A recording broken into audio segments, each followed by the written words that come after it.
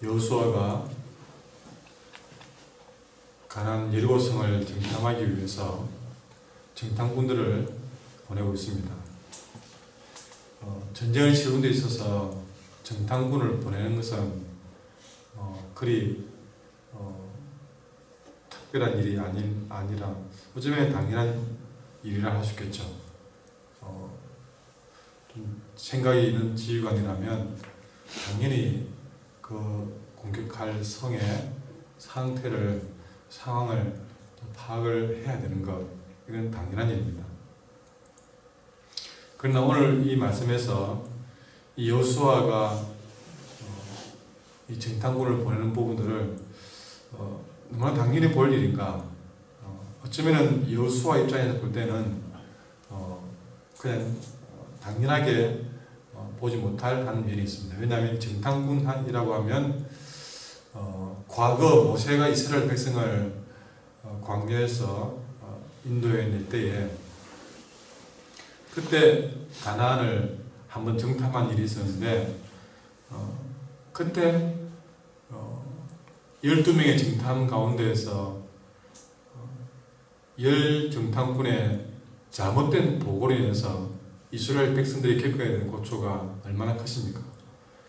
금방 들어갈 수 있는 가나안 땅을 그 10정탐꾼의 잘못된 보고로 인해서 40년 동안 광야에서 방황을 해야 하는 이런 일을 온 이스라엘 백성들이 그런 아픔을 겪었던 그런 과거의 역사를 너무나도 잘 알고 있었던 여호수아.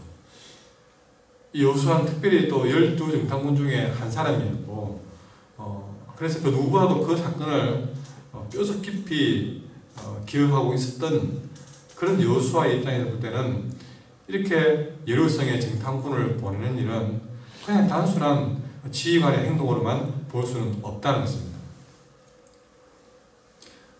무엇보다 여호수아는 이렇게 정탐꾼을 보낼 때에 보통의 정탐꾼이라 그러면 거기에 사람은 얼마나 사는지, 또 성은 얼마나 견고한지, 또 보초는 몇 시 간격으로 얼마나 또 교대를 쓰는지, 그 안에 군사력은 얼마나 되는지, 백성들의 마음은 어떤지, 이런 것들을 파악을 할 겁니다. 그런데 이 여호수아가 과거에 정탐을 다녀왔을 때에 어떤 보고를 했습니까? 이 여호수아는 12정탐꾼 가운데에서 10명이 그 가나안의 상태를 보고 왔을 때에 똑같은 걸 보고 왔습니다. 근데 10명이 말했던 것처럼 정말 그 가나안은 대단한 민족들이 대단한 세력을 가지고 지키고 있다는 사실, 그걸 여호수아는 보고 왔거든요.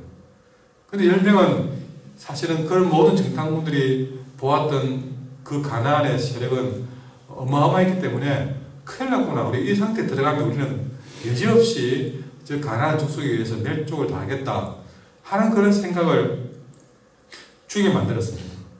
그런데 똑같은 거 보고 왔던 여호수아는 어떻게 했습니까?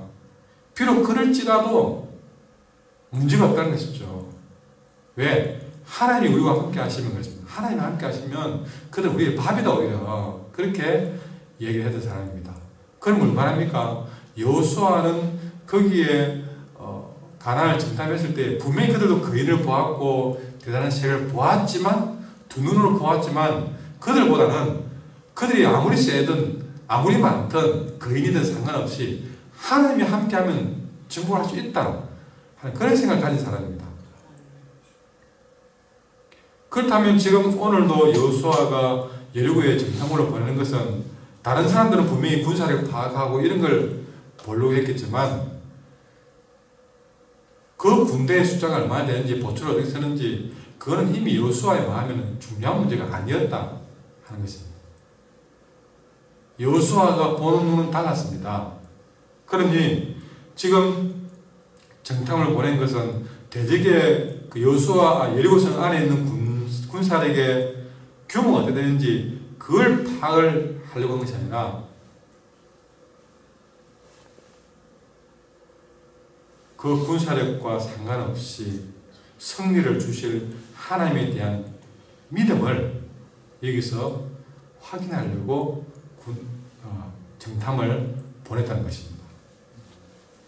여러분, 오늘 여기서 여호수아가 정탐을 파송한 이유를 하나 발견하고 거기서 오늘 새벽에 그 말씀을 붙여주기를 바랍니다. 여호수아가 왜 굳이 안 보내도 될 정탐을 보냈느냐?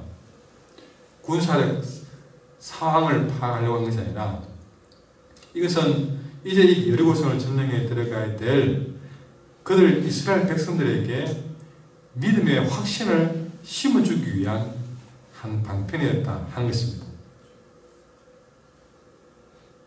분명히 이 여호수아는 엄밀하게 정탐군을 파견했지만 이 정탐군들이 가져올 긍정적인 보고에 대한 확신을 그는 가보지 않아도 그는 가지고 있었던 것이 분명합니다. 분명히 이 두 명을 보낼 때에도 여호수아는 아무나 보내지 않았을 것입니다. 과거 열병처럼 엉뚱한 이야기를 보고 와서 백성들의 간담을 써넣게 할 그런 사람을 보내지 않았을 것입니다. 잘못 보냈으니까 그때 얼마나 과거에 이스라엘 백성이 40년 동안 방황하는 이런 큰 고통을 당했습니까? 잘못된 그들의 보고에 의해서 받은 고통을 알기 때문에 이 두 명도 정말 기도하고 그들의 신앙관을 보고 정말 이들이 어떤 마음으로 그 여리고성을 정탐할 것인지를 그 영성을 다 파악하고 난 다음에 그런 사람을 보내어서 답을 기다린 것이죠. 그럼 뭐겠습니까? 그것은 역시 여호수아와 똑같은 믿음을 가진 그런 정탐꾼들의 믿음의 보고를 기다린 것이라고 볼 수 있는 것입니다. 여러분, 바로 이 여호수아가 보낸 정탐군의 숫자도 2명밖에 안 보냈습니다. 그걸 뭘 말합니까? 과거에 믿음의 보고를 했던 2명, 여호수아와 갈렙을 떠올리게 해주는 것이죠. 과연 그 여호수아의 바람대로 이들은 2장 24절에 보니까 여호수아에게 이르되 진실로 여호와께서 그 온 땅 우리 손에 주셨으므로 그 땅의 모든 주민이 우리 앞에서 간담이 녹더이다 하는 보고를 하는 것을 보게 됩니다. 여러분, 오늘 여호수아가 정탐을 보내는 여기서 우리 여호수아의 믿음을 볼 수 있습니다. 여러분, 우리의 오늘 하루도 이렇게 여호수아가 믿음의 정탐꾼을 보낸 것처럼 믿음으로 하루를 시작할 수 있기를 바랍니다. 어쩌면 세상이 만만치 않는 그런 여리고성 같을 수 있습니다. 분명히 1대1로 상대하면 우리가 감당하기 힘들 세상입니다. 그러나 믿음으로 나서는 사람을 세상은 감당하지 못합니다. 우리가 세상에서 연전연패하는 이유는 힘이 없어서가 아닙니다. 빽이 없어서도 아닙니다. 재수가 없어서도 아닙니다. 믿음이 없어서 그렇습니다. 12정탐꾼이 그것을 증명해 줍니다. 믿음이 없는 그들의 보고는 40년을 방황케 했습니다. 우리 인생이 40, 50, 60이 되도록 이렇게 인생이 자리를 못 잡고 방황한 이유는 부모 잘못 만나서도 아니고 공부를 잘못해서도 아니고 직장을 잘못 다니서도 아닙니다.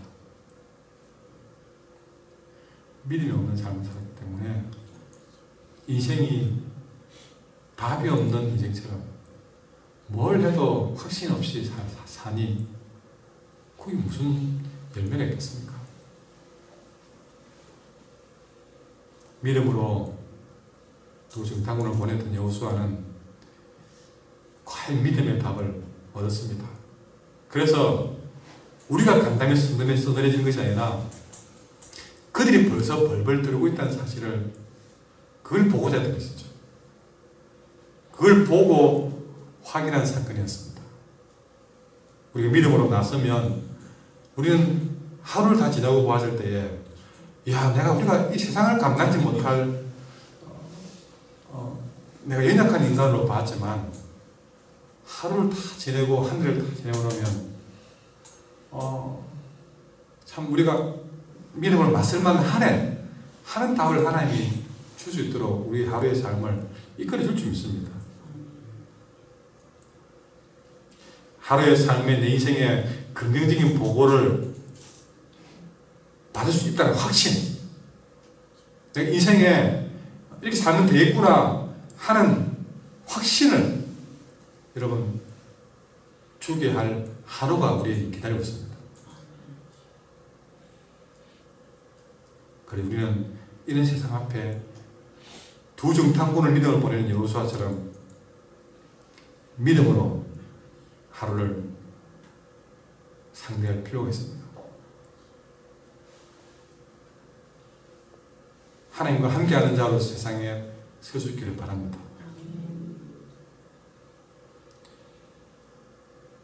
두 번째 또 한 사람의 믿음을 보는데 라합입니다. 두 명의 정탐꾼을 여호수아가 보내어서 여리고성에 들어갔습니다. 그 정탐꾼들이 그 여리고성에 있는 기생 라합의 집에 들어가서 유숙을 합니다.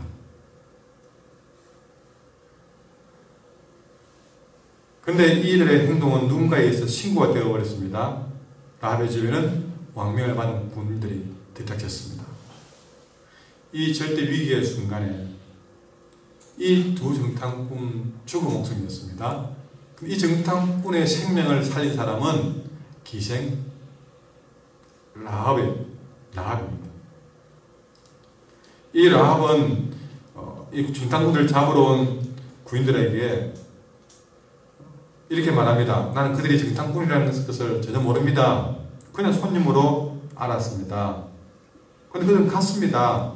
아마 성문을 닫을 점에 나갔으니까 서둘러 따라가면 충분히 잡을 수 있을 것입니다. 라는 말로 구인들을 돌려보냈습니다.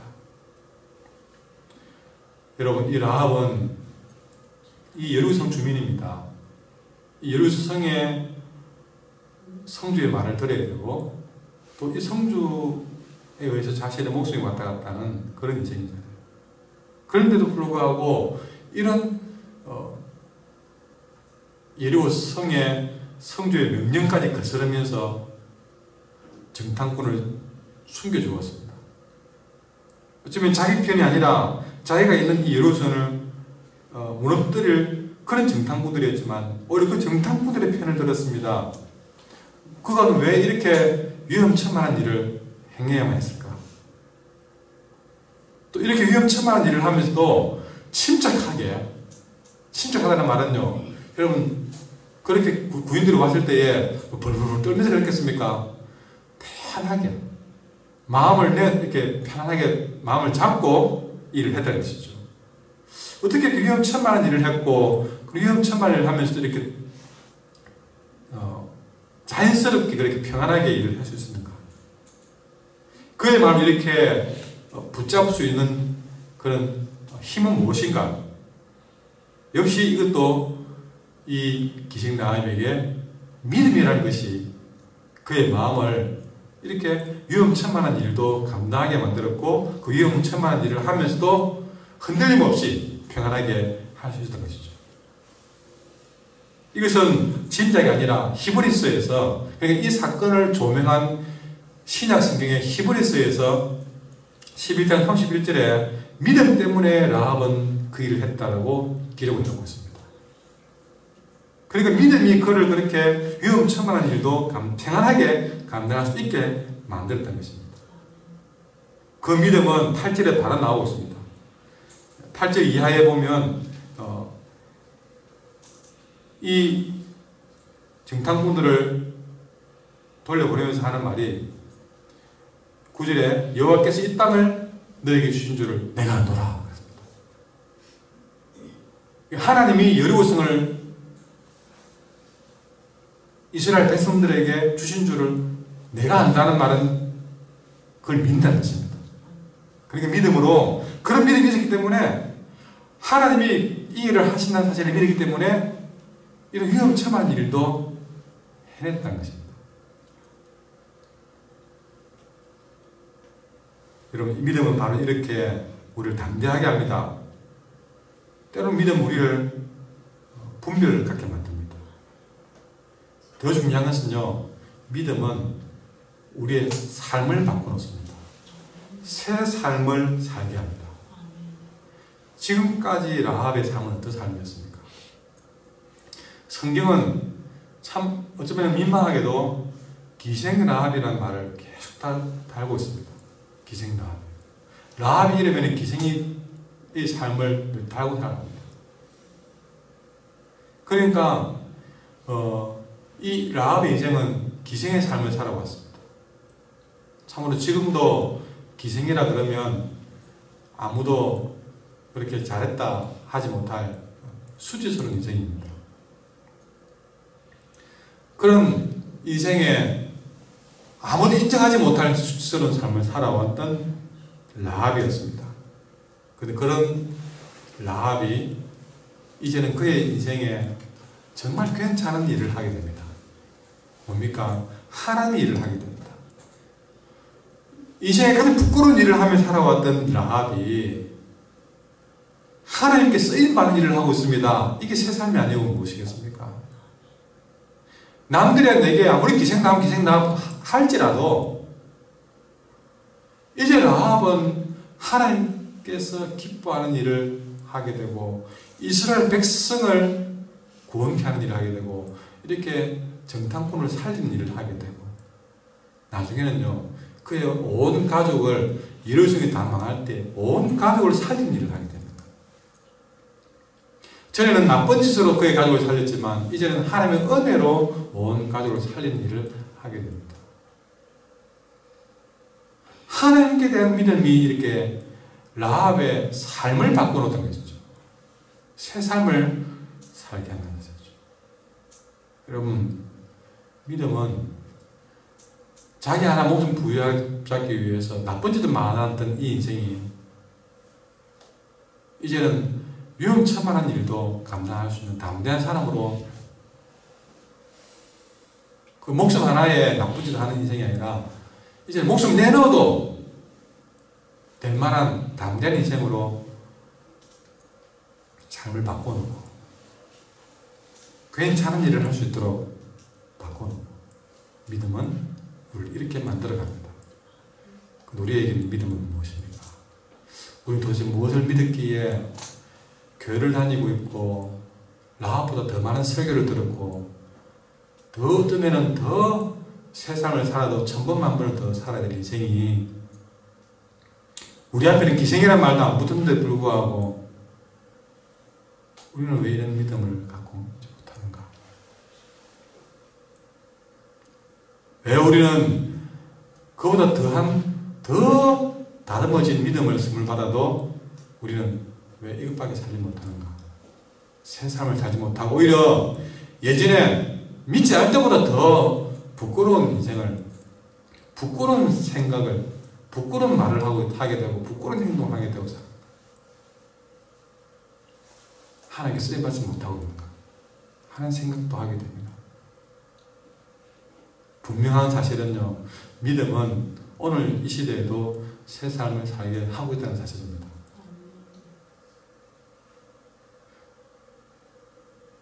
온전한 믿음을 가지십시오. 지난 주일 낮에 말씀드린 것처럼 이유는 분명했습니다. 우리는 어린아이 같이 해맑은 믿음을 갖지 못해서 그렇습니다. 하나님 그분만을 바라보는 순수한 믿음이 아니었습니다. 믿음을 가져도 내 하나의 명예를 위한 믿음을 가졌고요. 좀 더 뭐 하나 더 잘 될까 하는 그런 순수하지 못한 믿음을 가졌기 때문에 그렇습니다. 순수한 믿음을 가지십시오. 요한계시록에는요, 그것을 처음 사랑이라고 표현했습니다. 내가 처음에 예수님을 처음 만났을 때 그때에 내가 눈물로 주님을 대했던 바로 그 믿음, 그것이 어린아이 같은 순수한 믿음입니다. 그 믿음은 어느 날도 없어지고 신앙생활 몇 년 해가면서 얼마나 우리의 믿음이 변질되어 왔는지 우리는 회개하셔야 됩니다. 그래서 직분이 더하면 더할수록 우리 믿음은 더 변질되고 갔습니다. 그래서 교회 생활 다 눈에 도록 일하니까 그분은 믿음 생활이 아니라 교회 생활, 교회 안에서 어떻게 하면 그렇게 돋보이고 내가 드러나고 그런 신앙생활을 우리는 이미 너무나 쇠막지 못한 신앙생활로 변질되어 왔기 때문에 우리는 어린애 같은 미소도 빼앗기고 살아왔습니다. 여러분, 다시 처음 사랑이었던 그 믿음의 순수함으로 돌아가십시오.